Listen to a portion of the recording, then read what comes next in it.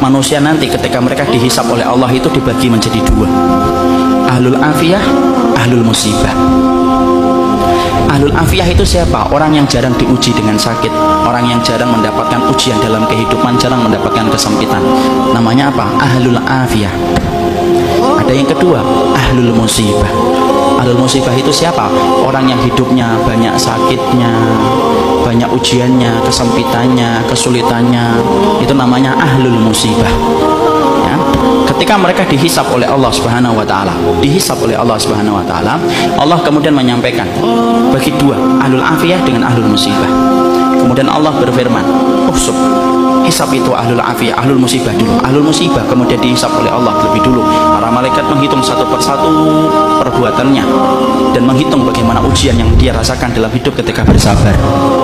Kemudian para malaikat setelah mendapati semuanya selesai, mereka lapor sama Allah, "Ya Allah, ahlul musibah tidak tersisa dari dosanya kecuali sedikit, dan mereka mendapatkan pahala yang besar karena mereka bersabar atas segala musibah yang Kau berikan dalam kehidupan di dunia."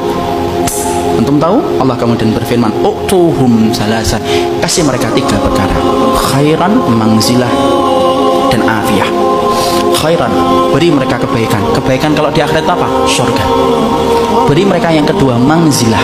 Mangzilah itu apa? Tempat yang paling tinggi di surga.